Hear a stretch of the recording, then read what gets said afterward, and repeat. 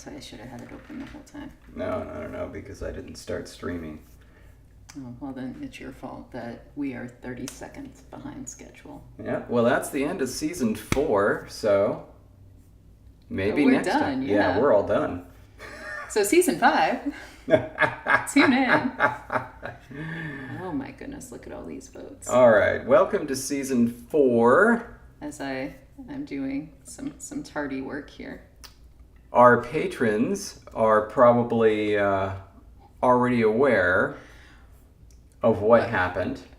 Wait, though, should we start with wrapping up Wo Kuti Ju? Because we had one final poll. Well, I suppose we did. So should we start there? And just put it off? I guess so. All right, so I don't even know how precisely... Hello, everyone, by the way. I don't even know how precisely to, talk about how this poll worked. But essentially, we were coming up with an alphabetical order for our glyphs. And it occurs to me, this is the beginning of season 4. There are probably a number of people tuning in who haven't in a while. So I can at least show you what our mouse orthography looks like. It looks like this. By the way, those who have been tuned in recently will note that I finished all the consonants. I haven't started on the codas. It's gonna take a while to figure that whole thing out. But at least I can give you a little taste of what it's gonna look like. Don't worry, these are gonna be spaced out appropriately. Just haven't done it yet. But our writing system will kind of look like this. With, and I think it's very mouse-ish. I like it. Kind of reminds me of little tubes that you'd see in a mouse-terrarium. What do you call those? Mouse house. Mouse house? Is it a terrarium? I don't know. I that's why I said a mouse-terrarium. Okay, but anyway, yeah, the little tubey things. Yeah, they look like the little tubey things. I kind of like that. Anyway, we'll figure out how to kern these exactly. I mean, the kerning is going to be very, very simple. It's not even going to be kerning. It's just going to be space between the glyphs. But then we'll be able to do the codas, because the codas are going to appear underneath, and they're not going to be composite glyphs. I would love for them to be composite glyphs, but it would be thousands. And so it's just not practical. We're going to have them built.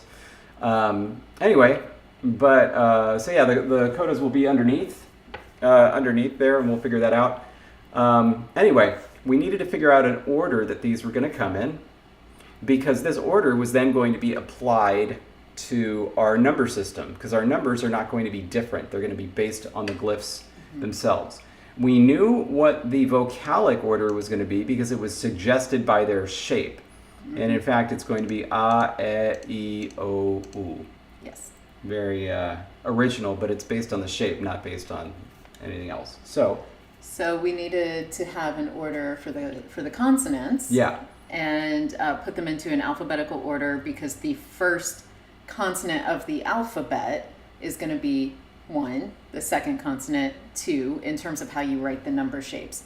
And so we needed to figure out ways to do that. And so we came up with 3, and I'm actually as I go, make sure I count backwards appropriately.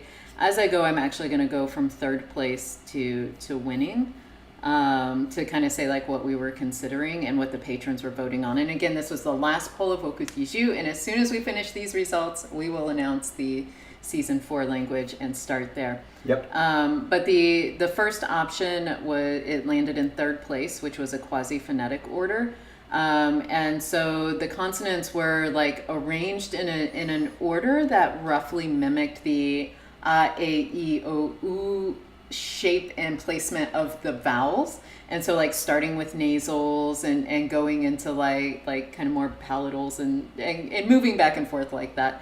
And the consonants then were, once they were grouped by placement, they were ordered in terms of plain stops to ejective to fricatives to nasals to approximants. And so that was the quasi-phonetic order, and it came in last place. Yeah.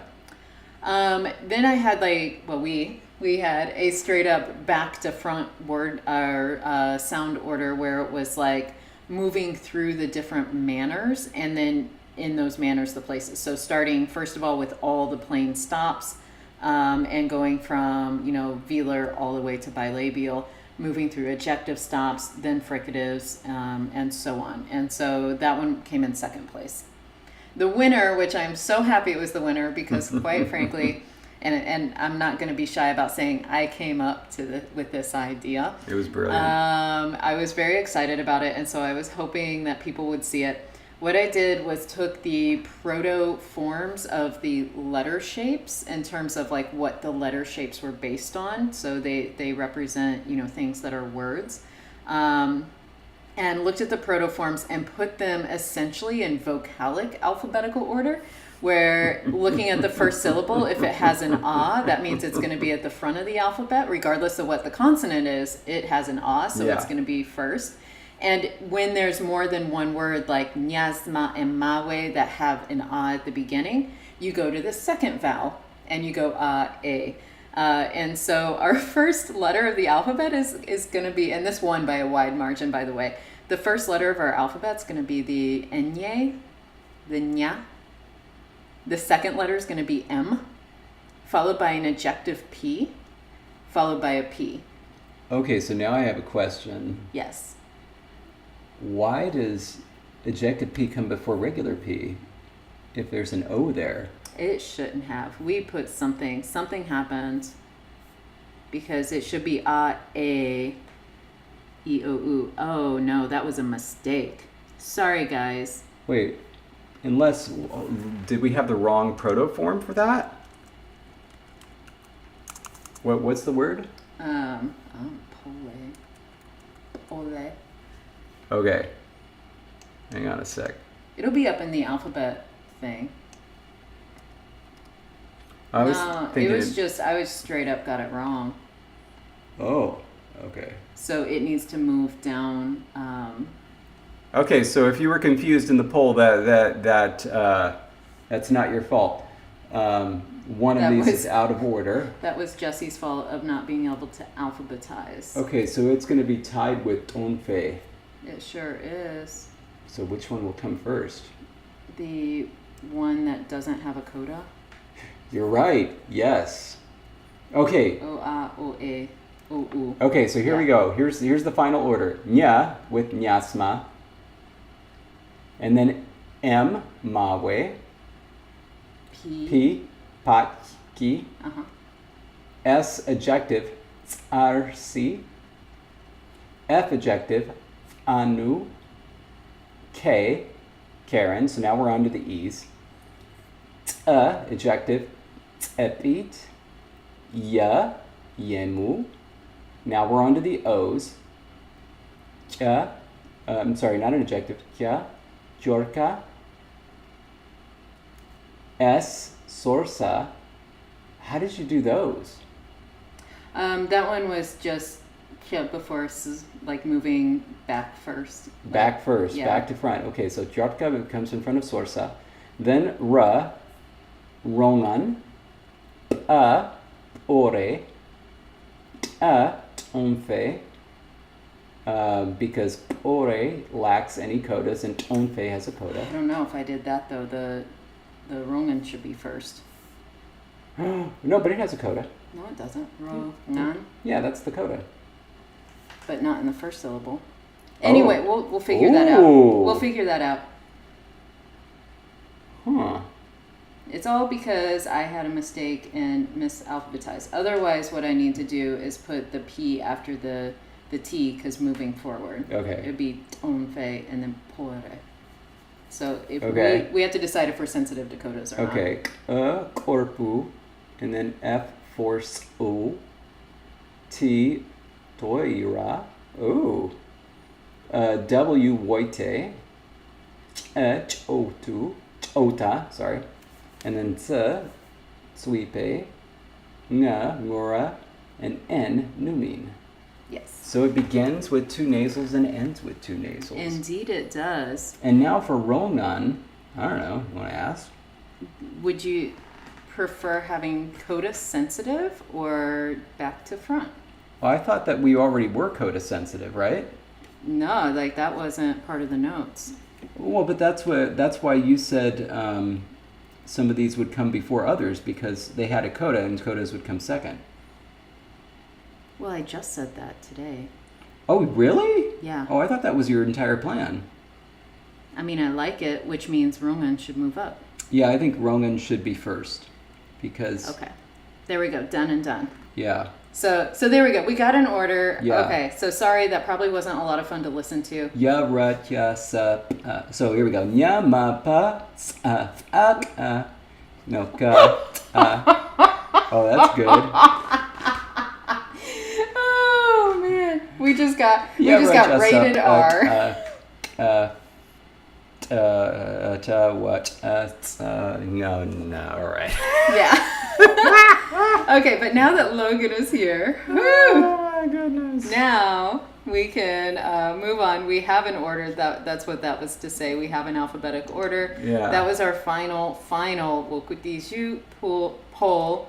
And from here on out, any development of this language and orthography will be in the patron-only live streams. Yeah. And so we will return to it. It just won't be in these episodes. Yeah. If you want a preview, it's going to be figuring out how to type numbers and have them show up as these letters, which will be fun coding, and then also figuring out all the codas, and then maybe some other characters. We need to have a number. We need to have a number character to say that a number is coming. We need to figure out punctuation. All sorts of fun things. All right. Okay, so you Yeah. ready? I'm actually gonna. I will say this poll was crazy because Bananas. one thing, Bananas. Well, it sure is. So change the calendar, would you? Hold on to my chair. Okay. Very dangerous. As David shifts to April. So one thing that Patreon, I should say, allows patrons to do when they vote is that they can go back in as long as the voting window is open and change their votes. And so we had some back and forth movement. We had great responses in terms of numbers of patrons voting. And so people got their voices heard in terms of whether we're doing cats or dogs. And it was so back and forth that literally 2 or 3 times a day, David would be like, okay, this one's up. No, it's switched. This one's up now. And it was always by like one vote. It was like one vote this way, one vote this way. And so it was like whoosh, whoosh. And what I think people were doing was playing that role of chaos of just like, oh, I'm going to go change the vote so that way this one's back. Yeah. And so we have the narrowest margin. No, it hasn't been the narrowest margin. Do you remember the possums? That one was like, they were like totally tied for the longest time. That's true. And then it was last minute vote that pushed possum over the edge. Yeah. And so, yeah, by one vote, it ended up being altogether 2 votes. 2 votes. 2 votes. And season 4, we're doing cats. Woo!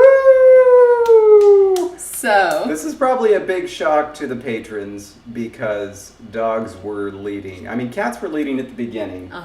And then I don't know what happened. Maybe we talked about it on the stream, but somehow dogs went into the lead and they stayed in the lead for like almost a month. yeah, because this was open for a while. Yeah. And then today, cats jumped into the lead for the first time since the beginning. It's, yeah. So he said the sitch is cats barely eked out to be season 4 language. And so that's what we're going to be working on. Yeah, and I think that basically our only goal right now should be, Roman has to be a word. My poor boy. I did end up making him a word in something eventually. I think he was ending nada, loma. Oh yeah, no, but I meant like in one of my show languages. I think it was Yulish. I think it was Christmas Chronicles. Nice. Yeah, Roman. So And it could be best for last. Dogs can be best too. Because really, it's like I want to be a cat person, but you put me in a room with a dog and, well, you've seen me in a room with a dog. Well, but like I want to be a cat person.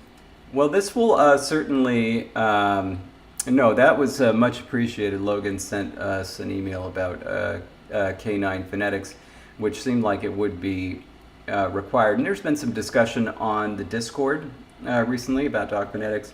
So this is your homework for this season as we prepare for season 5 for dogs.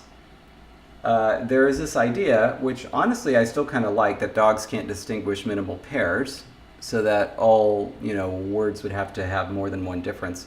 And I like the idea of doing this.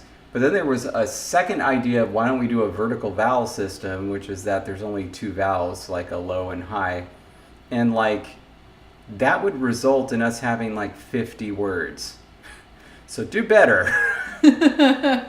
Because like you can't do both of those things. It's extreme tokipona. It would be like my language, which was the first minimal language that nobody paid attention to. Thank you very much. You're welcome. Yeah. Not even you. Apparently not. I'm Anyway. really not well versed in anything you've ever done. I know.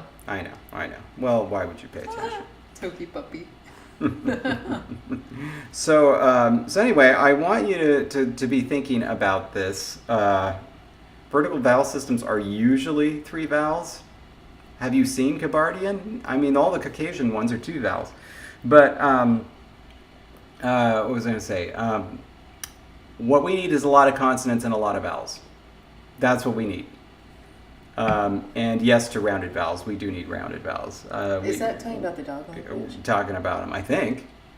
Well, that is down the road. Yeah. Catalana. But yeah, we're going to need lots and lots of vowels. Lots of vowels. Anyway, that's all right. We can keep thinking about it so we're nice and prepared. That's going to be a fun one. All right. So now we're going to talk about cats. So this one... All of a sudden in my head, I'm like, let's talk about cats. Go on. I almost wish the polls would have gone in a different order because, of course, you're the pilot for this language, the cat language.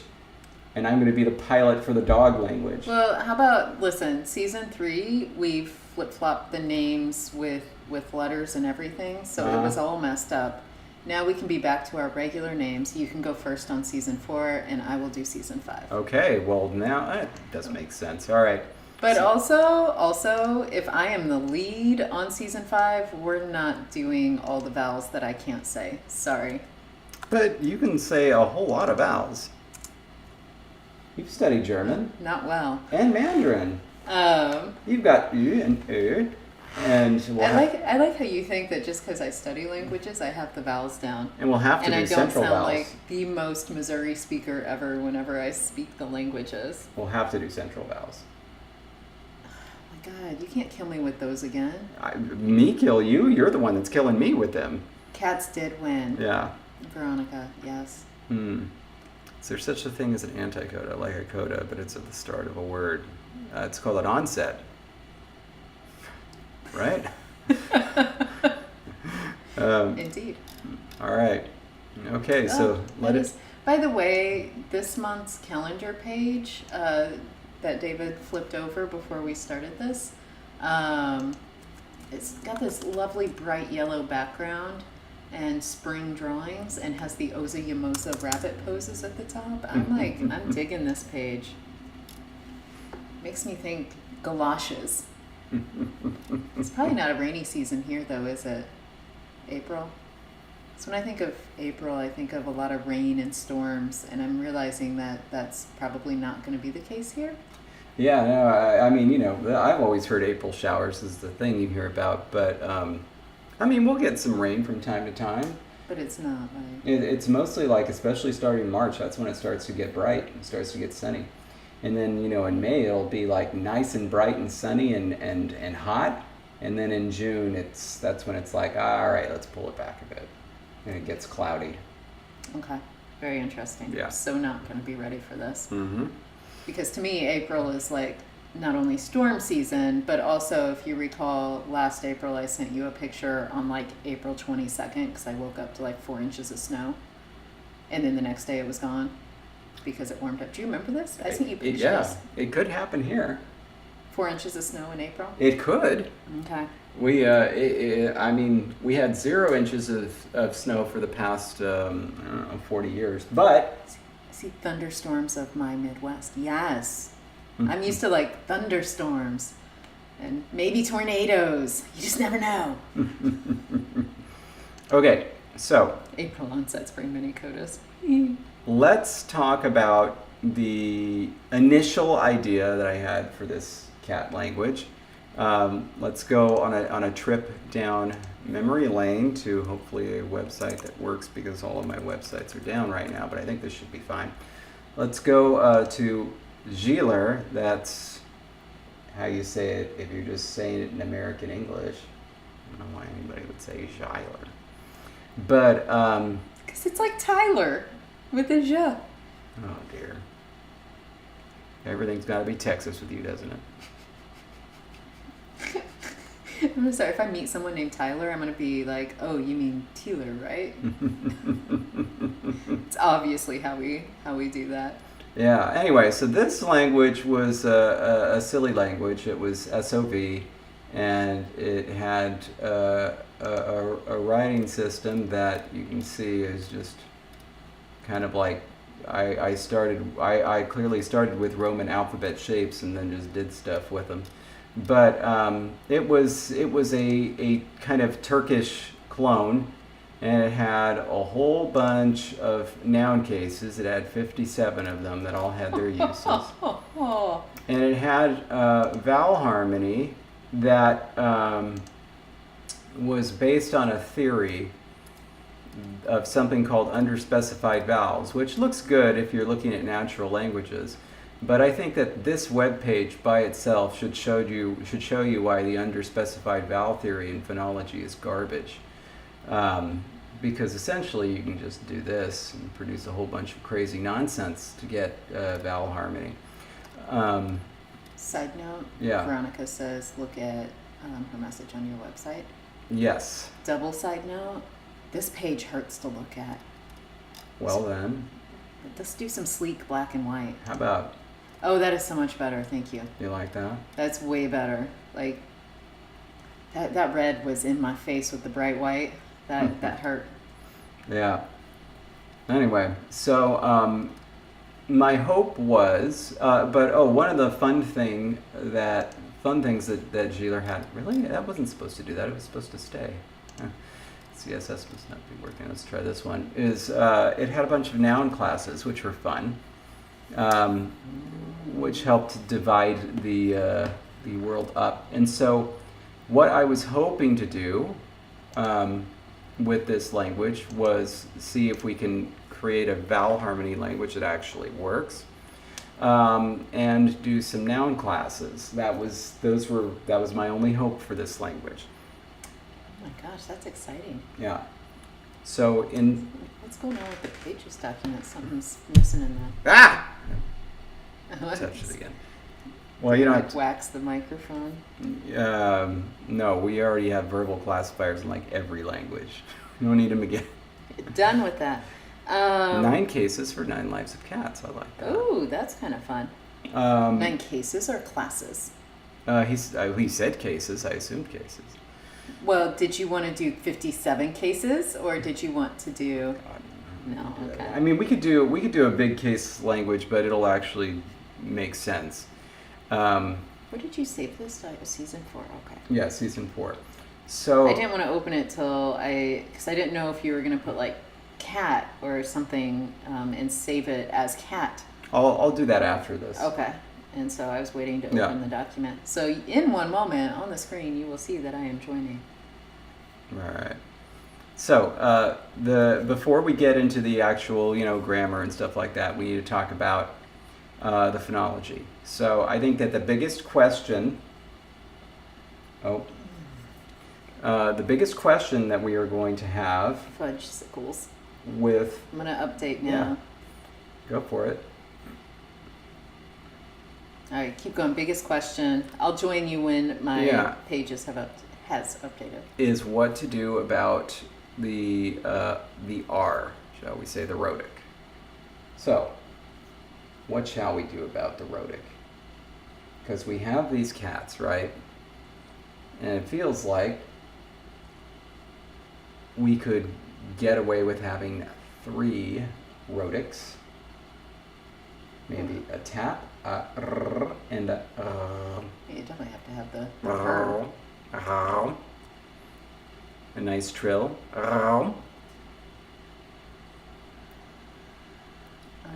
Now, I don't know if we should have tap versus trill. I feel like that's difficult because anytime,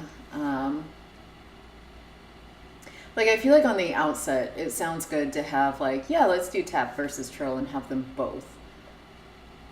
But I would also then want to limit particular consonant clusters, and I don't even know if we're going to do consonant clusters, so it may not be an issue in terms of the overall syllable structure. But the reason I say that is because I know that in the past we have done things where we have started a language together and been like, yes, make this a strong trilled R in every case. And then as we're like pronouncing words that you know, get formed through the sound changes, we end up having consonant clusters where it's darn near impossible to get a full trilled R where we want it. And so we then have to do like, well, it gets reduced to a tap or, you know, vowel insertion or something. So anyway, it's the easier way is obviously to say it's either trilled or tapped depending on phonetic environment. So they're allophones. Yeah, let's. But if we wanted to just do it and then say we're going to deal with consonant clusters when they happen and really, really work on that, I don't know. I think that's a good thing. Let's just do 2 trills at the beginning, and then we'll say the realization of this alveolar one will depend. By the way, Jonathan, it showed up fine on my chat, so that was a voiceless one. Let's not go in with a voiceless trill as a phoneme just yet. Let's see what happens, but let's be open to it. Okay, so we definitely have a uvular place of articulation. We have r, we have r. I like having L as well. So I say we just do that. Have 4 approximants. Well, at least 3. Oh, okay. We haven't done the will ya yet. No, we haven't, but we could now. Well, actually, let's wait to discuss what and ya until we start to discuss the vowels. Okay. Good call. It's funny, George Corley. Scroll up. You said could do both trills, and now George Corley says, "Wait, we're doing both trills? That's going to be fun." It was you who said it, man. But it's like, you know, we're starting off with an alveolar trill protophoneme. We'll see if it shows up that way. Everything. I think for this language, if we want to attack the nasals next, because I feel like that'll be an easier one to attack than the other rows. Yeah, so we definitely have the M, of course. Yes. I feel like in this language, mainly because one thing I noticed in Mokutiju is that we got a bit sidetracked. I know we still have more vocab to create, but it's like, it's hard to remember to use all the nasals and protoforms. And so like, I kind of want to back off this season on the number of nasals and maybe just do M and N. And then the other ones, of course, can show up in particular environments, depending again on how we do syllable structure. So like maybe, you know, the other 3 can show up because we're obviously going to have at least one uvular consonant. We may not have any velar, I don't know. So that one may never show up anyway, but that is my preference. Okay. To not overdo the starting nasals. It's not that we're going to lack it. It's just not going to be in protoforms. It could very well end up being, you know, something that shows up in modern forms. Can you do a velar trill? That's a velar trill, isn't it? No, it's uvular. No, those are two different trills, aren't they? I mean, you're doing something different. Yeah, and they sound different. And they feel different. In context, I'm not sure how different they would end up sounding. Back to back, it sounds different. I don't know why they would say that a velar trill is impossible if I just did it. Like, is that one of the ones they say is impossible in the IPA? Let's take a look. I thought that one was just unattested.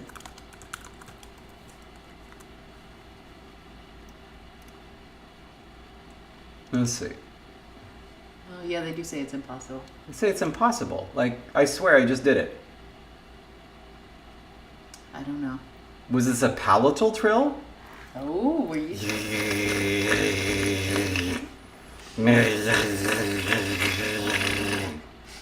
No, that is not a lawnmower outside our window. It's David. Someone thought, CJ says, I thought it was a glottal trill. Glottal trill is voicing.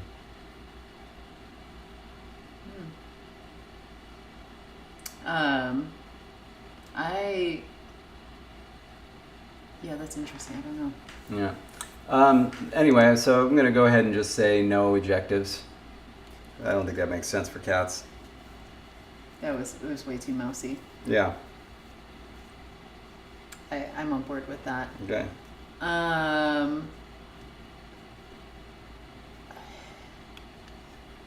Okay, so I really don't know how I'm feeling moving forward in terms of the other sounds, because like I don't have a sense of how I want the cat language to sound. I felt like we had so many ideas moving into Wokutiju, and we were like, no more palatals after it's pafla. And so it's like, but I feel like we kind of cleansed our palate, so to speak, and feel like we're back at anything's possible. Well, for me, it's very difficult not to try to lean into the Gieler phonology, which was, kind of standard and was CBCC.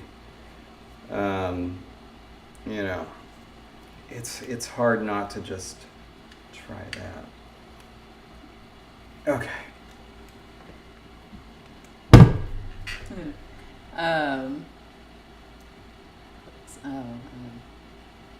Click's gotta come from somewhere though. Now, of course, we need Yahoo, surely. So we can say cats in our cat language. We need CVCC. Okay, so, gosh, so many. Well, the question is though, Magpie, is the palatal sequence, if we do have one, should it be protoform, or is that something we should explore with, it shows up when you mix an alveolar with a high vowel or something? Yeah, and I wouldn't want palatal. Alveopalatal would be fine, but I wouldn't want palatal. Is there anything we need to consider? Because before we have considered certain information, of course, taking liberties with mouth shapes of the animals. Is there anything in particular about the mouth shape of a cat, since you're more familiar than I am? The thing is, they're very, very versatile. I think cats could do a lot. Yeah. I think they lend themselves to, I don't want to say they can't do rounded vowels, but I think they lend themselves to unrounded vowels. It's one of the reasons why I liked the idea of this kind of doing this kind of harmony, where because they could do both, they could do all of it. To the harmony in terms of once you round your lips, the rest of it's going to be in that pattern, because it's we're not going to do the work to redo it. Yep. Okay. That feels good. Yeah. So I don't know, but I don't feel th or the for cats. No. Yeah. Let's just destroy this. Oh, finally things fit. Yeah. That's exciting. I don't know, have we done? We didn't do glottal in locution, did we? No, and I think that there should be a huh. Now the question is what to do in this region. Because, yeah, cats have the hissing. We already are going to have a Mm-hmm.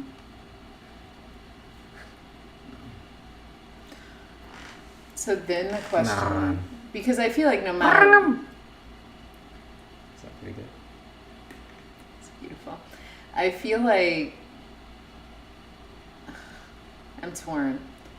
Do you remember we did that one fun LangTime chat challenge where it's like we're starting with both velar and uvular, and then the question was, like what happens from there, and they ended up in most cases conflating and causing some cool things. That is an idea. And so like I think it would be kind of fun to have both, but then to see what happens as we move forward. I have a theory. That's my theory. Are you done there, or we just haven't discussed alveolar and palatal yet? No, we just haven't discussed them. Okay. But this is my theory thus far. So we're going to have a... I think that if we're not going to have voiced velar uvular stops, then let's not have voicing there. This is wild. George says a hiss is...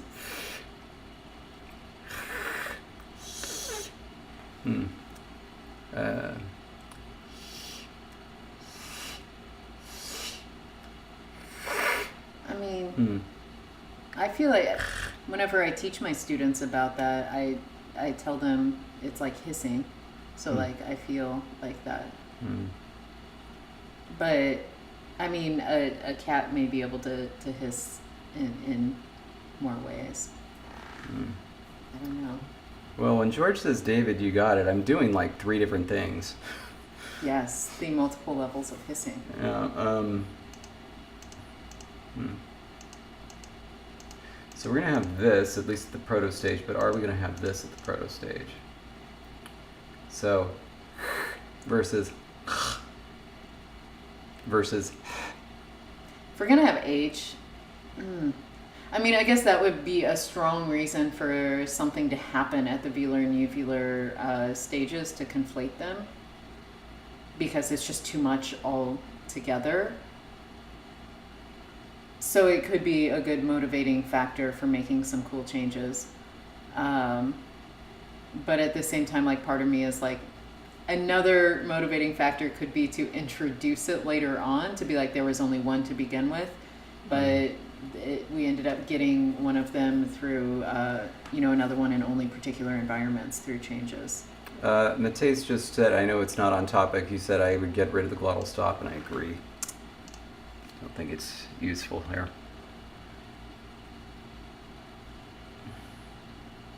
And so, yeah, Magpie, that's what I think eventually they're going to be allophones anyway. The question is, I mean, maybe, I don't know, maybe not. Maybe we'll go wild and keep everything.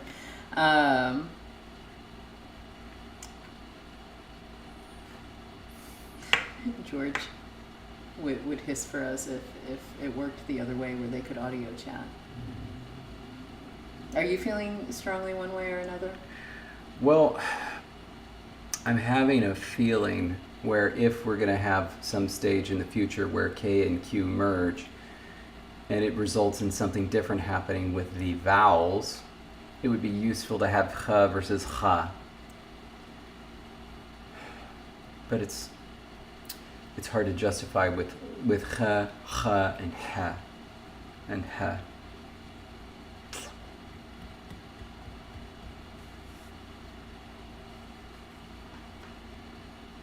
Of them, I feel like, based on the system, if we were going to delete one, I would delete the uvular.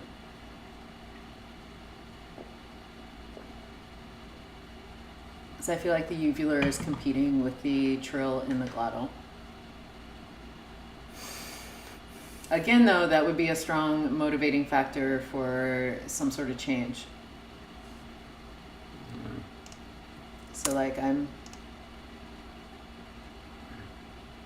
and it could come back through, if they're making analogies based on the K and the Q, the fricatives could come back based on analogy.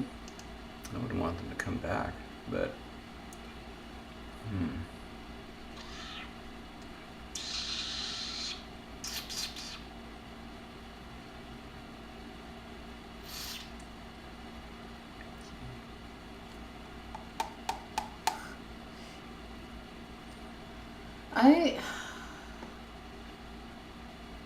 I am on board with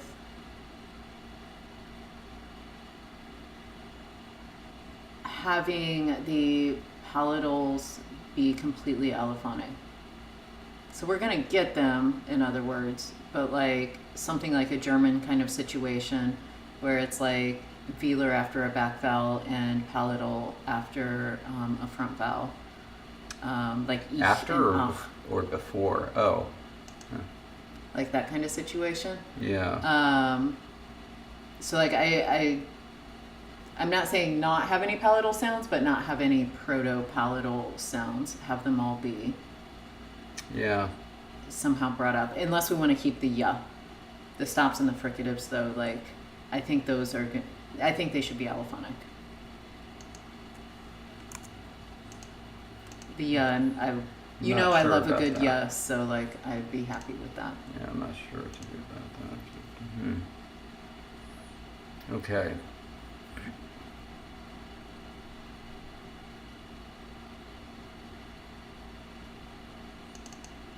Let's do this. Have both. No. Okay, interesting. And by both, I meant both the T and the D. Yeah. And you say no to that? What? No, no. This. Oh, okay, okay. I was like, you just said nope, and I was like, so we're not having T and D. Hmm. Okay.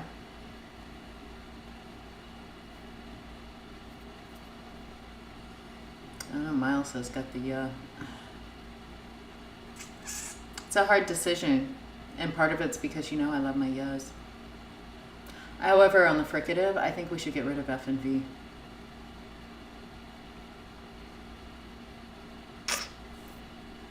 Probably right.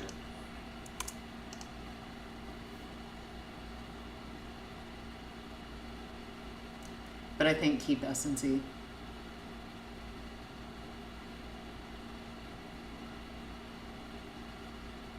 Okay. Veronica, I think the protoform should have a lot of consonants, and then it develops to less as the cats push the phonemes off the table. They were just playing with them. Yeah.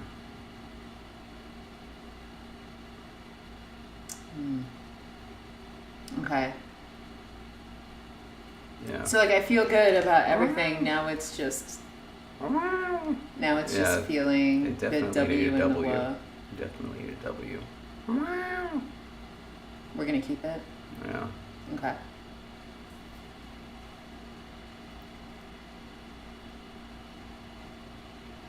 And I'm fine either which way on the ya. But do you think we're kind of set for the moment? Yeah. Okay. I'm digging this. All right. So now here, and again, we're doing proto-vowels. Right.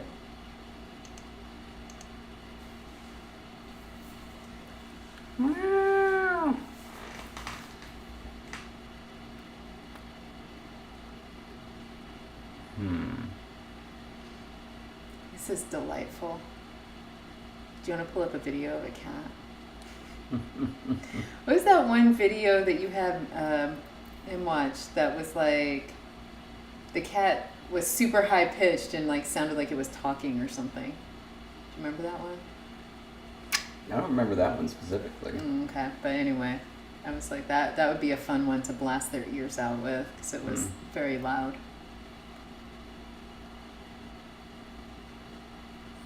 Yeah, that's what I was just thinking. CJ says, I can say I've definitely heard my cats make every vowel at least once.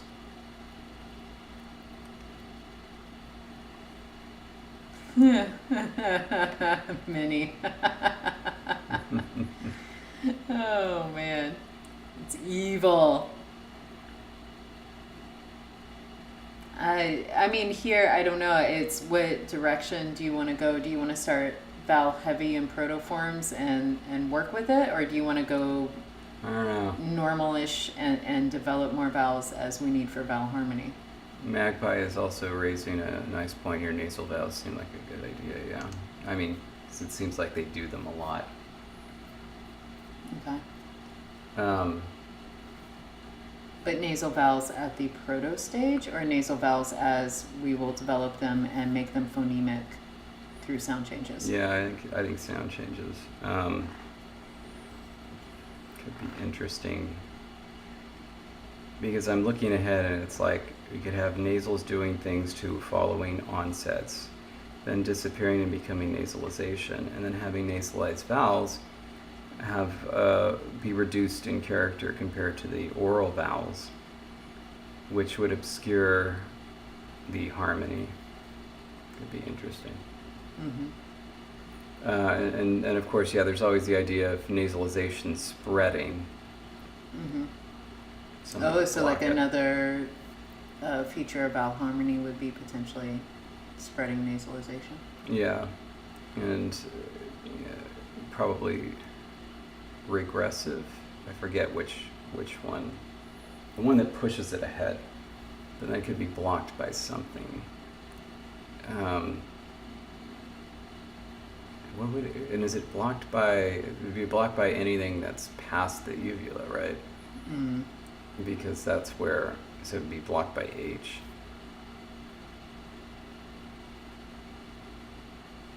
So that could be a lot of fun then. Yeah.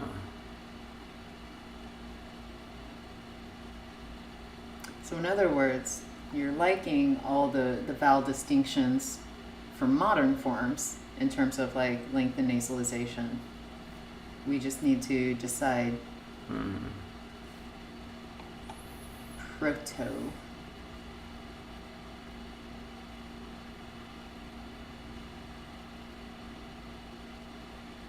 And I mean, I almost want to have a Y in the proto just because, you know, a nod to Giver, not Giler.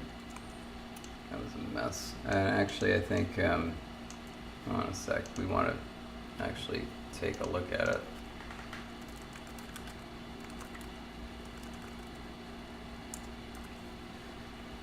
I don't think that there was, not that.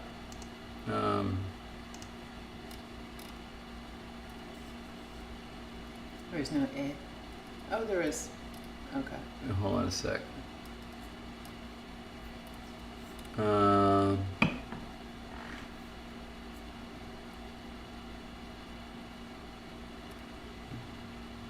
don't think there was an E in the proto.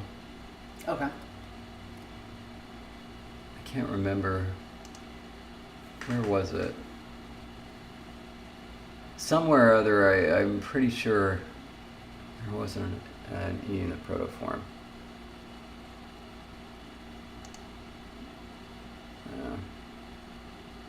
Anyway. Cupcake parade. A Romanize.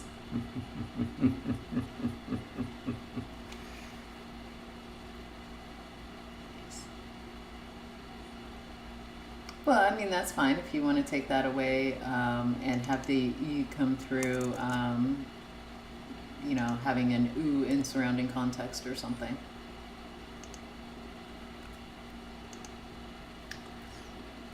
Thing is here. Mm-hmm. I feel like they have two different vowels, right? So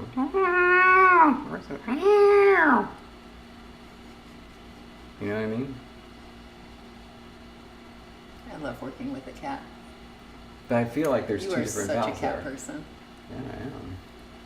This is why your name had to be first on this one. Because they're soft and fluffy and nice, and I love them. And they're so pleasant, and they don't stink. Oh my goodness. Okay, so so you're saying both low vowels here? Hold on a sec.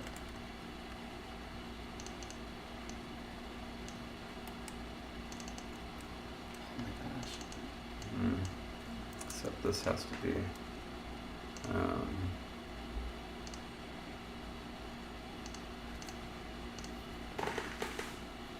I almost thought you were going to throw that third in the bottom, and I was like, man, David is going all at it with 3 low, but then you deleted it, so okay. Yeah.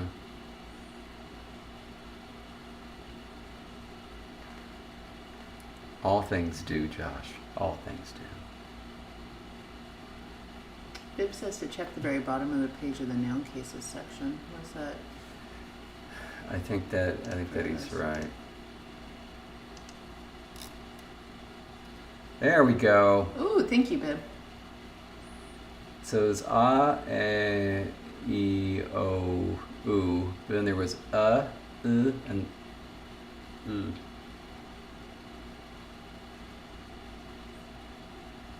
And ah sound way more catty than e. God, I can't do that one. E. Yeah, so this is and this one's just got to be that, but rounded. What a mess.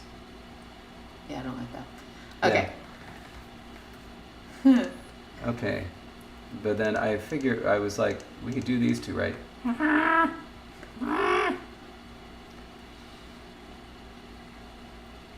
Do they feel catty to you? Yeah. Okay. I mean, you're the resident cat, so I'm going to let you decide what feels catty.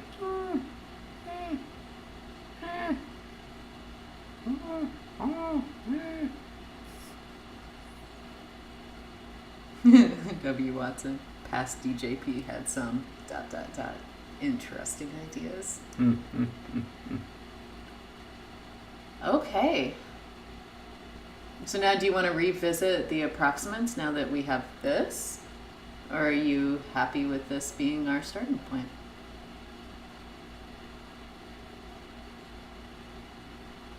Onions are terrible.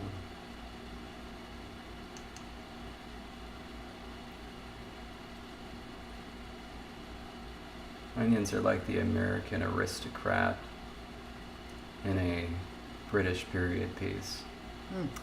Speaking of aristocrats, Oh, don't mind me, darling. Aristocats is a good movie.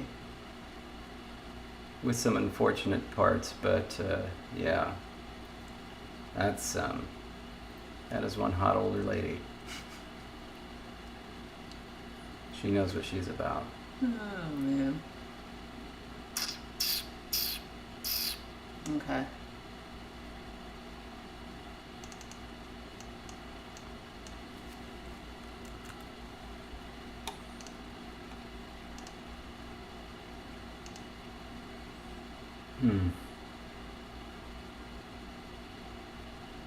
Interesting.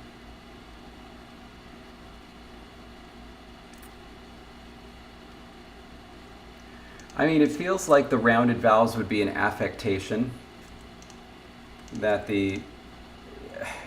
well, let me put it this way. These feel like natural cat vowels. Interesting. And these feel like they would be an affectation, and this one would be like pushing it, you know.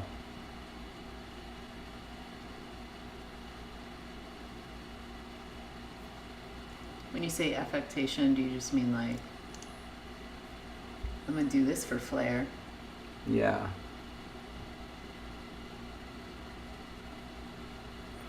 I almost want to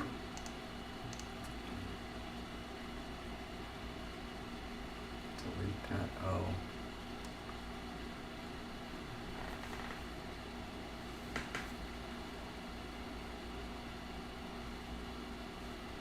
Would it come back through a type of vowel harmony? Yeah.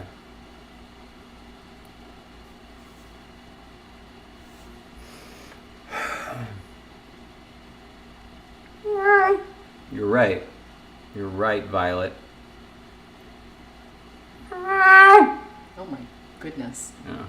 You need to warn people before you make loud cat noises. Yeah. Interesting. It doesn't feel like their tones can be very high, but certainly as they evolve, their tones would be able to get higher. But in other words, the true Proto-Cat language would not actually have high vowels here, but they would become high vowels because they would be slightly lower in the vowel space, and yet we would interpret them as being high relative to the other vowel productions. Well, maybe, but I'm actually a firm believer in this vowel for cats.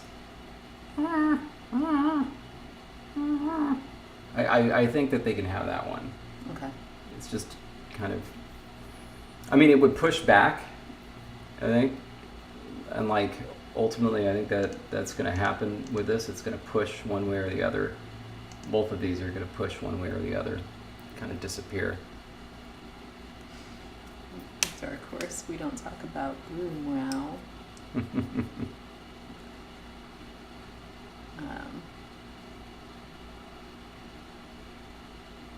There's all sorts of interesting directions we could go with this vowel system, that's for sure.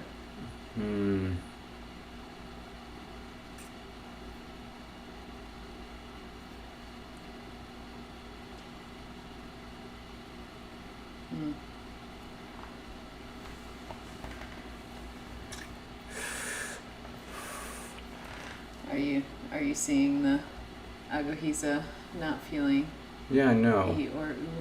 And there's something very attractive about this.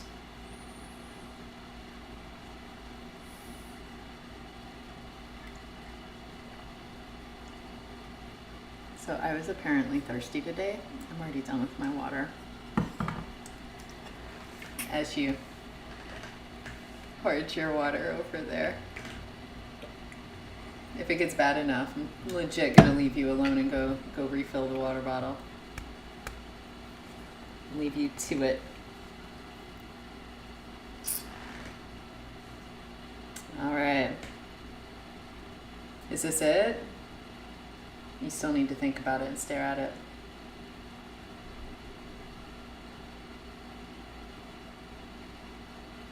The high vowel started the harmony. Yeah, I mean that's Went one way or the other. Yeah.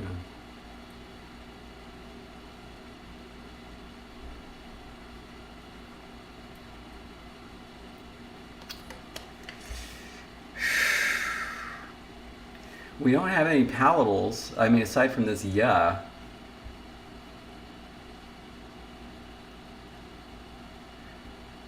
I don't know why everybody's so enamored of A and O when they're so high.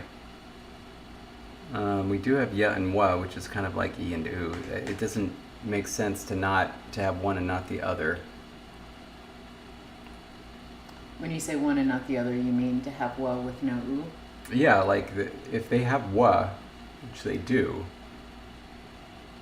cats absolutely have wa. They make that sound all the time. And so if we decided that we want them to have ya, then I think they should have E and U as well.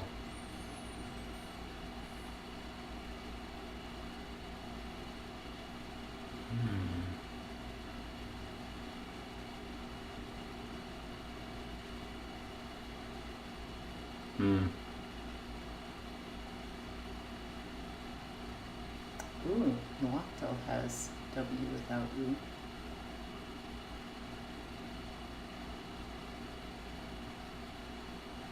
I mean, we get rid of the palatal. If you're not feeling that, then... Ragdoll says both her cats say yeah. Do they say ya or e? What do you mean? I didn't know if that was IPA. Oh no, I think it's a yeah. I think it's a yeah.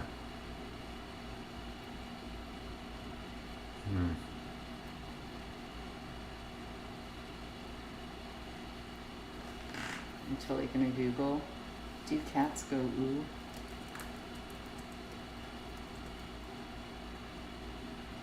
Huh. Suggested. Do cats go ooh at night? Totally gonna see what happens there. Soton actually has a good idea.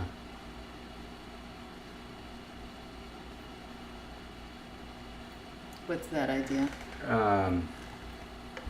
That E and U could actually come from the followed by a W or an or a W.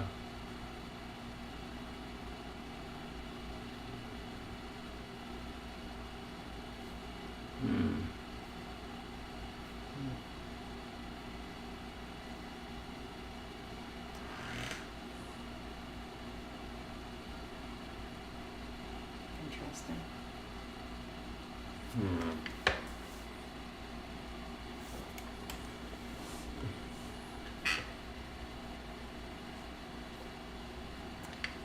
Okay. I mean,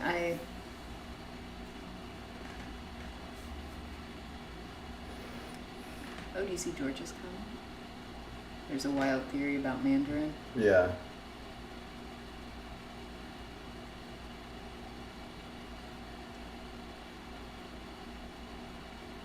Oh, and Rodolfo says you can emerge from ya and wa as nuclei.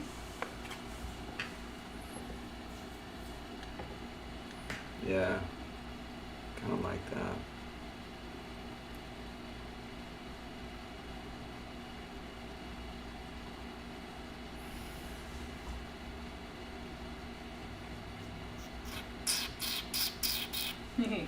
This is the part of conlanging where you just stare for a long time. Because there will, of course, be ramifications.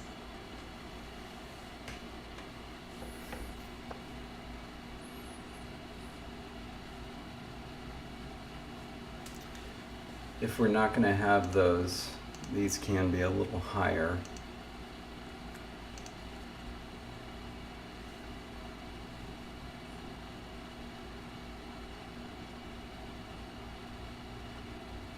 Right, but this is a post-human world. You think they would stop meowing? I don't think so. They've gotten a taste for it. They figure out how good it is. I mean, yeah. So, I mean, it still is vocalizations for others.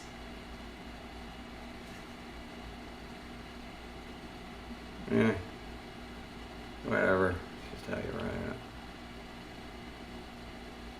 it. Sorry, I'm responding to something I read and didn't say aloud. Oh, I was like, okay.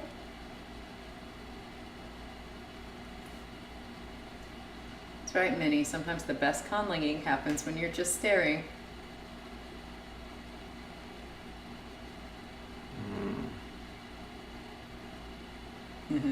Yeah, they become more important.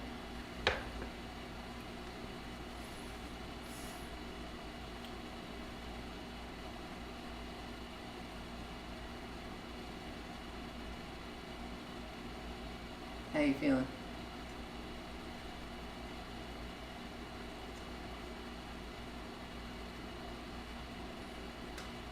There's almost too much at stake in this language for you. So not only is it cats, but it's also your beloved Sheeler. I mean, it's no Kamakawi, but you've been excited about this one for a while. And so I feel like these decisions are weighing more heavily on you than they were in the first 3 seasons. Mm-hmm.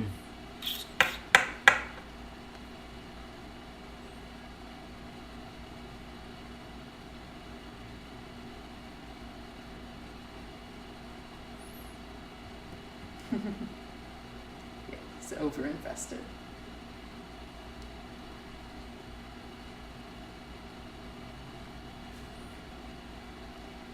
Because I will tell you, having watched him conlang quite a bit, there are times he just whips out the phonology system in like 2 minutes and is like, let's go with it. And then we do. This is rough. Let's do this. This might help.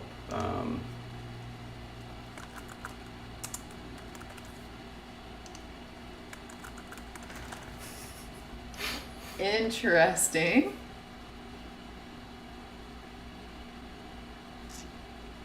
I mean, that's essentially what we're doing. But you know what? I forgot this is the proto stage. Mm-hmm. We should leave this like this in case we need to fill in later. Yeah. Yeah. All right. It does have a nice little shape here, this little double rainbow shape Yeah.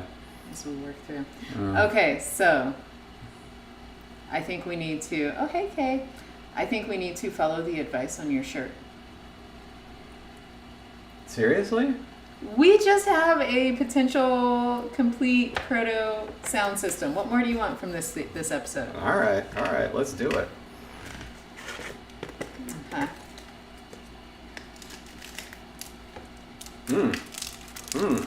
Copico. It's Copico time. Oh. Man. Cheers. Survived. I'm gonna be thinking about this a lot. I know you are. Oh, did you not notice my Copico shirt? Erin made this. She made a Copico shirt for both me and Jesse. Copico, the flavor of.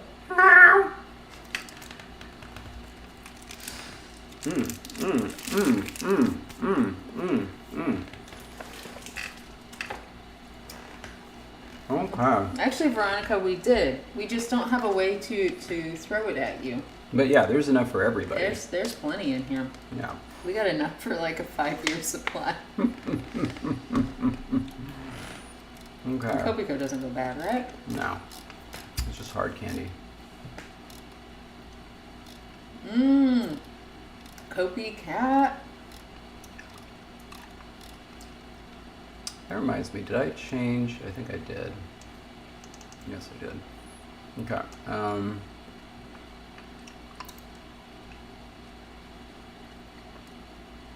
So once again, the sound changes are here, and the chart for all the phonemes is up there.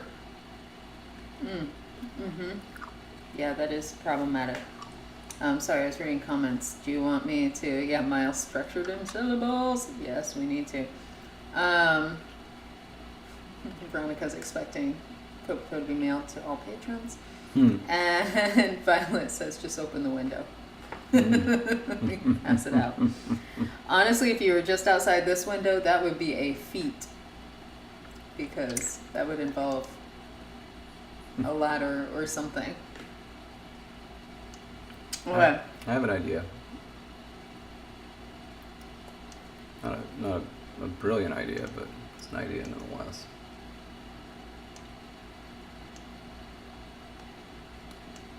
I mean, one, I could have it open on my computer, but two, I like always take screenshots whenever I'm working on these things, so that way I remember what was at the top.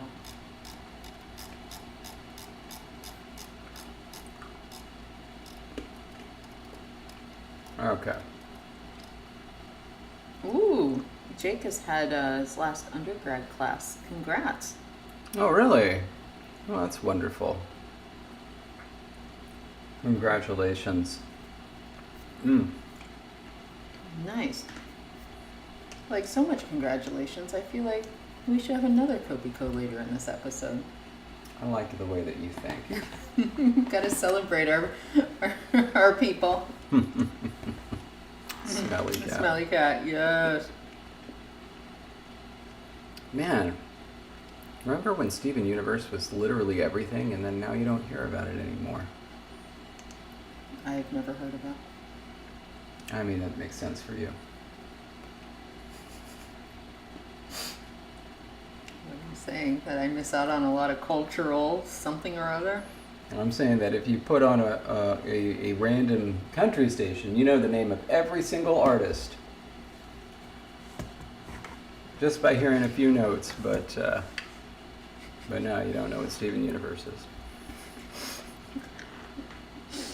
Yeah, I think you seemed rather shocked the other day whenever you pulled up a random list on Apple Music and I saw the cover and I was like, oh, they have Brooks and Dunn. And you were like, what? How did you know that? And It's a Brooks and Dunn. It still sounds like a suit, you know, a clothier. Brooks and Dunn. You like the way you look. I brook you, you're done. You need a new suit? Come on in to Brooks and you're done. Exactly. All right. Now, once you start typing though, the screenshot's going to disappear, right? Because yes, it will. And so we either need to make the Pages document very small. No, we just need to pin it, right? Can you do that? I'm pretty sure. Can't you just pin something? Like to a screen? Yeah. Oh.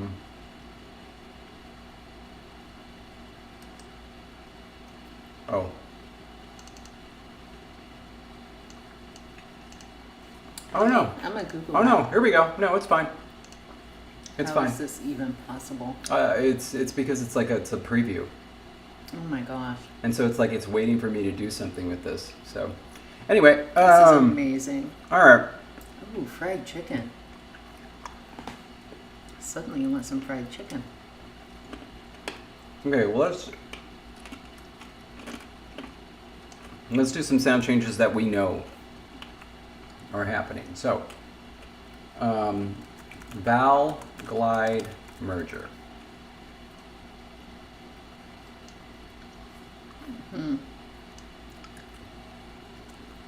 Listening. Also trying to read comments really quickly.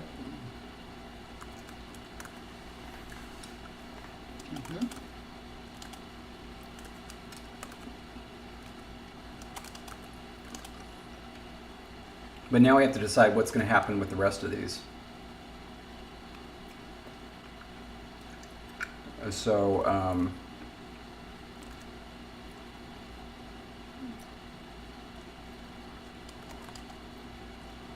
I mean, come on. I know which one you want. There we go. Yeah. Yeah. Ew. Ew. All right. CM no syllables have not yet been defined. Maybe that. They can have codas apparently. Yeah, they can have codas. I agree. And then are we going to? Well, you know what? I'm just gonna let you get to it. What was your thought?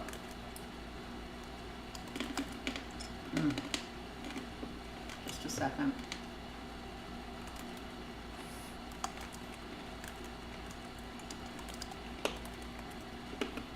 Okay.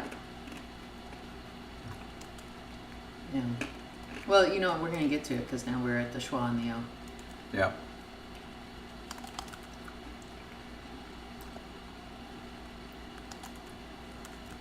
I feel like this should either be a chart or we should group it where it's like all of these go to E, all of these go to A, all of these go to O. Yeah. Then we have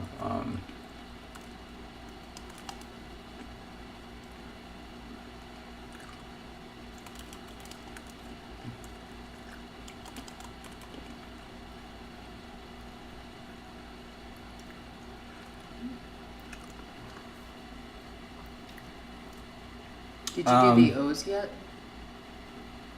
no, I didn't. Sorry about that. As you should be. Well, Ugh. Embarrassing.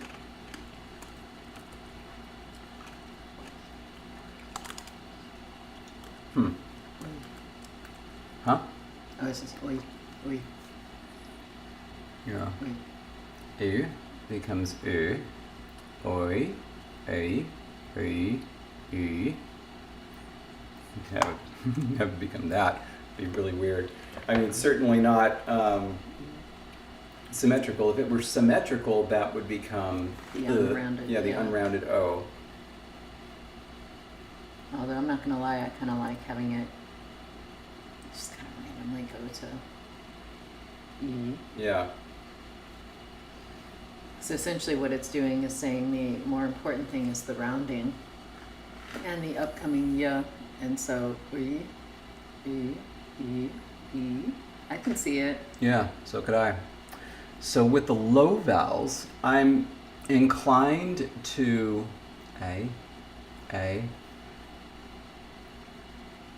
say that maybe this becomes A, but ow doesn't do anything. And then O becomes O and I doesn't do anything. I actually agree because when you say it like like versus like I feel like there's a difference in terms of the weight of how much change it would have on the vowel. And so we'd end up with a sort of ow and I diphthong.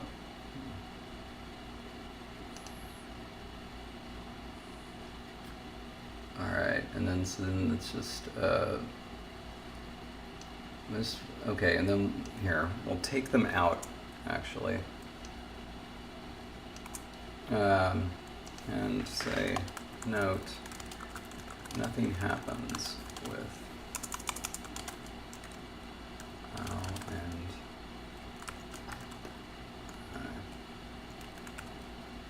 I. Okay. Now, do you want to consolidate this? Like I see why you listed it out this way. It just seems to me like if there's multiple going to ooh, then just list them together. Okay. And then what's the other one for this? EJ. It's always so hard when you're dealing with IPA and then trying to type it. That's the only thing that does one. that. Right. And then the other one is schwaje. Yes.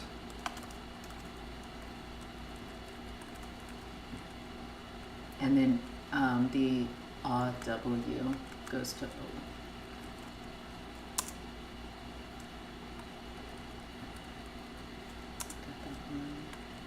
Ooh, that one's special, yeah. That one needs to... We needed to keep that one because it was special. No, I know. Oh, okay. I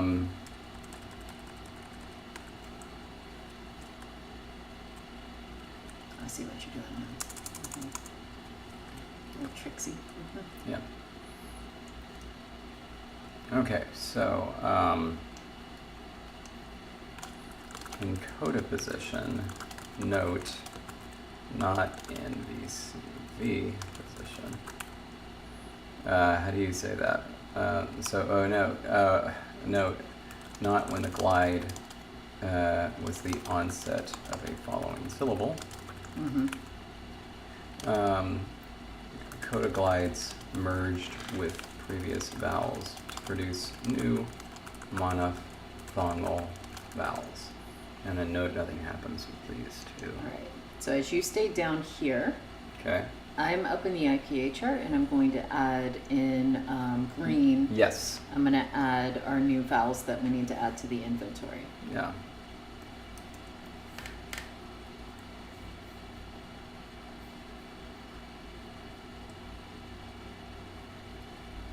This shade or this shade? Monophthongal is a word. What do you think? I mean, how else would you say it? A and B, it's well attested. It's not like I just made it up. Okay, these are two different shades. Which green was it? I think it's the second one. Yeah, sure. Yeah, the second one. Certainly were two different shades. Well, I want it to match the rest of our documents. Mm-hmm. Okay. And then we had ooh. My goodness. And now I'm going to have to remember how to type these. I'm going to go through the same thing you did. There we go. Well, Found it. you got me there, Beatrice. I could say new monophthongs, but I felt like new monophthongal vowels made more sense. All right, so I've added an oo, I've added an e, I've added an e, And I've added an Ö. Yeah. And We already had the A and the O. yeah, and that's all we need Okay. right now. Got it.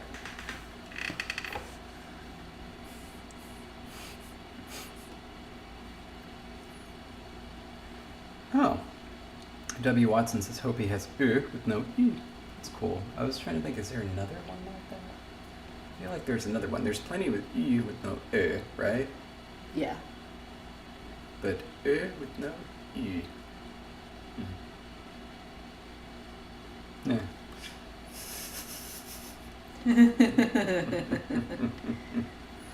I believe that was an exact response we gave a certain passenger in our car recently when they said they wanted to go to McDonald's for an after-school snack. And I believe my exact words were, "We have food at home."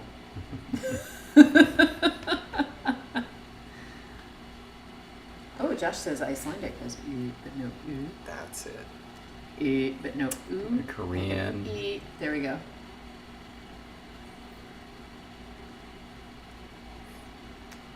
Woo, we're done, right? Yeah. One and done. Well, that's one sound change, certainly. What are the other ones that we've already discussed? Well, there's going to be something happening with vowel harmony, but that's going to be sort of difficult to lay out till we have some other decisions made, I think. The nasal vowels Yes, was the nasal something, vowels. and if you wanted long vowels, we need to decide where they're coming from. We don't need to worry about that yet. Okay. But let's talk about nasals, because we're going to have things happen after nasal codas. We should also probably have nasal assimilation somewhere. So let's just write that in, because that'll happen fairly early on. Okay, C becomes alpha place before C alpha place. Ooh, alpha is now the Q, the option K Q. Oh, I didn't do it. I haven't installed it on this one. Sorry. Because I knew that you like to type it, so I was. I really appreciate that. I really need to install it. I think it was the capital Q. Oops. Well, let me be on the right keyboard.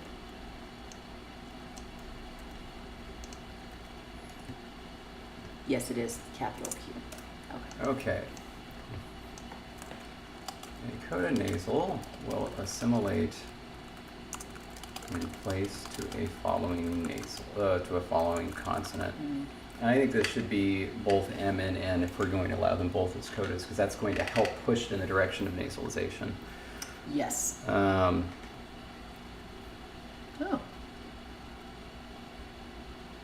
That's interesting. I really like that. Biblaridian. So he says, according to Walls, Manchu has U but no U, despite the fact that doesn't seem to be the case in any analysis I've ever come across. And you know what? I like that type of thing. So I'm going to say that English is the only language that has a bilabial trill phonemic distinction of both voiceless and voiced bilabial trills. Obviously. It's never been in any analysis of English that Biblaridian has seen, but I'm claiming that it's true. I think that was perhaps the politest way of saying calling BS here, but and I hats off. That's I'm gonna appreciate the scholar's work. Yeah. I don't know that I agree with it, but I appreciate that you're saying this is the case. Yeah, it's crazy that English actually has a voiced and voiceless bilabial trill, at the phonemic level. I mean, listen. Bra. Bra.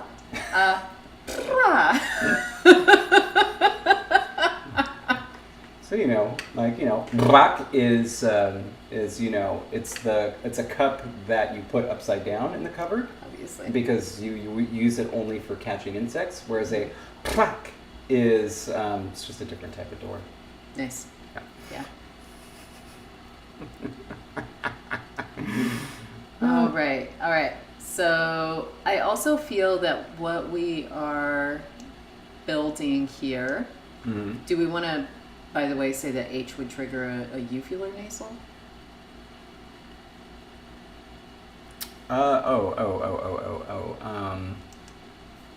Because that's the only one we have in the glottal column. Everything else could be covered with nasals. And then I have another question for you. No change takes place before the glottal H. Don't worry about that. Ooh. Okay, so, oh, Megan, that is so unfortunate. Okay, I feel like what we are potentially leaning into, correct me if I'm wrong, Mm-hmm. but I feel like what we're leaning into is proto-CVC structures, or CCVC, but otherwise we need to start addressing, because that's to a following consonant. Well, I guess it could be another coda. It could be CC. Okay. It could be a cluster. It's either CVC or CVCC, maybe. Okay. But CVCC, I think, would give us some more latitude with still having syllables with codas, whilst doing things like one and some sort of nasalization change where the nasal drops but leaves a nasal vowel behind, and forgot that we had nasal assimilation here. I forgot that we had common sound changes here that I could just use. Yeah. Sorry. It Anyway. happens. Mm.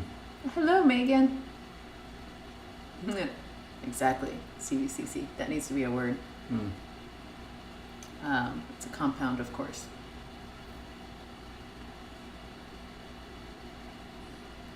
And it needs to be something like confirmation, like CVC. Ah, CVCC. I like it.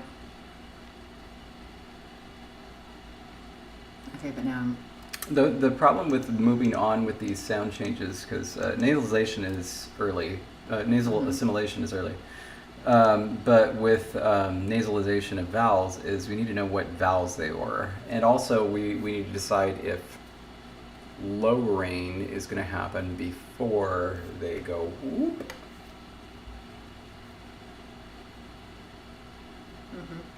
Yeah. This is difficult. Do we need to come up with a list of possible protoforms to start playing with? Yeah, we also need to decide on like the uvular coloring and decide what stage it's going to be at. Like if it's going to be early, and if it's going to be no, it should be at the beginning or end. So coda or onset.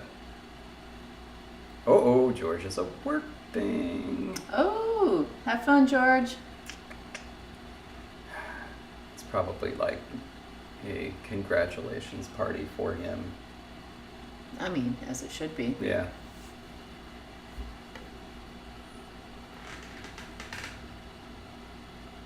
I think we're keeping it, Jake. Nobody was ever talking about getting rid of it. Oh, hey, look at this vowel we have right here, or this sound change we have right here, and this one. Speaking of vowel lowering, so these are all wonderful questions to have.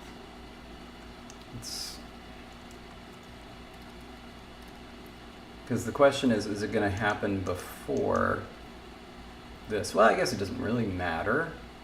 Well, actually, it does kind of matter. If we're going to have CVCC, it should happen after.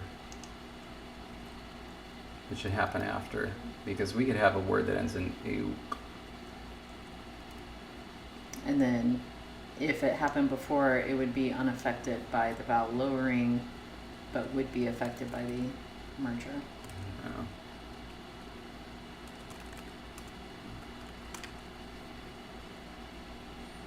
Because we don't want it to happen in front of H. H is very neutral. Okay. And then let's decide here and now. Mm-hmm.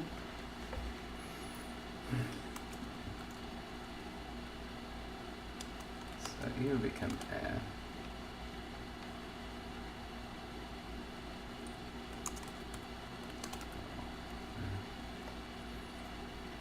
Those are the easy ones. Did you mean to type U becomes O? Yeah, I did. We need to change that comma. Mm-hmm. You totally see what I mean, right? Yeah, I know. Oh, okay, okay. No, I'm just thinking redoing this. So V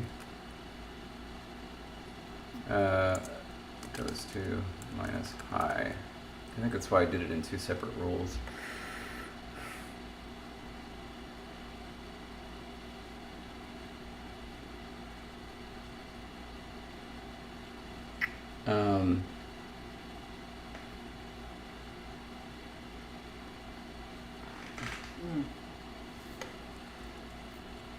So is that going to be all vowels?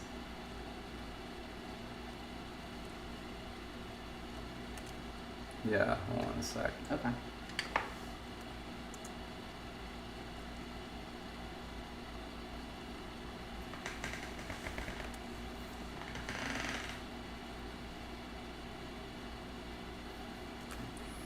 How do I do this?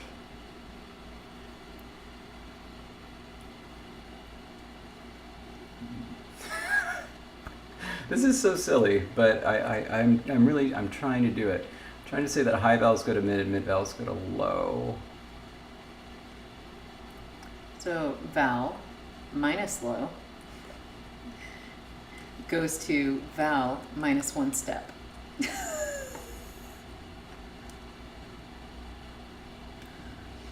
Yes, okay. Let's do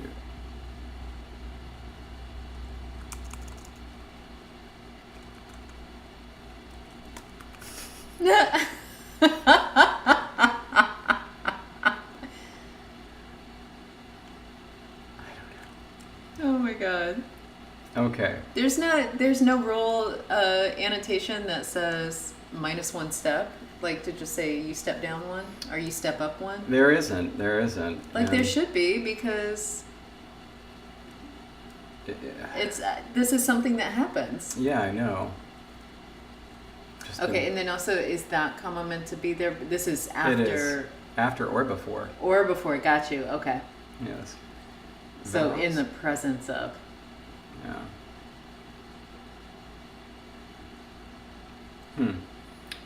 That was lower one step, kind of. In the presence of uvulars, that is. And.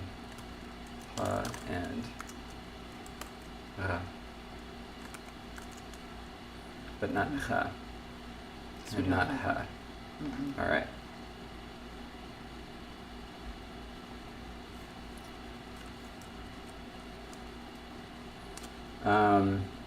Okay. The upshot of this is E becomes A, U becomes O, A becomes N becomes A, right? Hey. Yeah.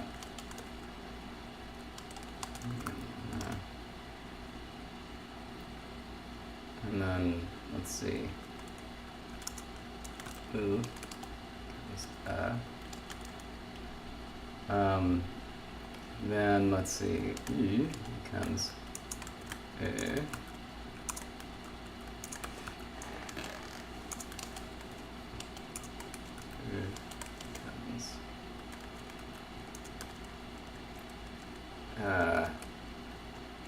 Yeah.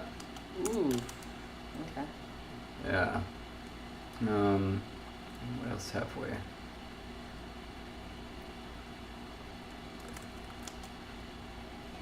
Yeah. Yeah. O would become We law. already have Yeah. O, but we do need the schwa. And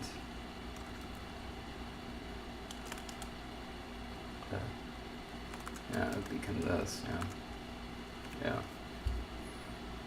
Minnie is asking why add a level, why have A going all the way to, have it go A to it instead of A to A. So that's generally what happens. You know, if you know, K versus K, it's just what happens at a phonetic level. Remember, this is just a starting point. We're not, I mean, we're still using IPA here. We haven't Romanized anything yet. We're still working here. Oh, that's right. Cat, pet, pet. You're right. What was right? Pet. Cat, pet. Cat, pet. Oh, it would raise? It would back.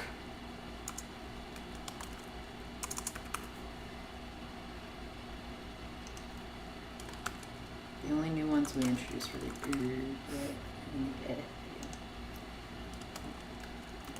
yes.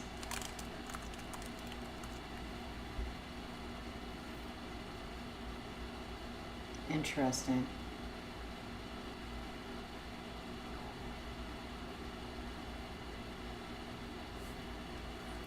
Yeah. That's all right. Don't worry. This is just a midway point. We're still doing stuff. And even if we end up deleting them later, I did add the extra vowels to the vowel chart, just so that way they're there if we end up deleting them in later sound changes, so that they are no longer part of the system. Well, yeah. And yeah, so now we're going to produce, we have a whole new, no, these are done, right? Okay, yeah. Good. Good. Yeah, this is going to be a fruitful space. Don't you worry. I like this. We are going to lose uvulars, and like I said, this is a fruitful midpoint. We're not stuck here. Goodness, people. They don't, after all these years, they have no faith in us at all. I mean, they should have their doubts about some things.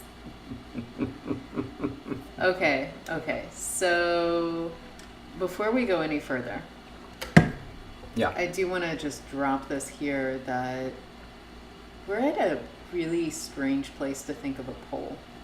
Yeah, I know. In terms of where we are in development, because we haven't come across any major decisions yet that would involve a poll style question. Yeah, I know. We did decide though that we were going to do more than one Copico. And so, in the next 22 minutes, we need to celebrate something with the second Copico, and we need to think about what we're gonna do. Yeah. For our patrons. So Veronica, it's a fruitful midpoint because we have a whole bunch of these different vowels, and they're not happy where they are. They're in flux. They're going to need to be pushed one way or the other, which means that it's a very good place to have the beginning of a vowel harmony system. I like it. Yeah.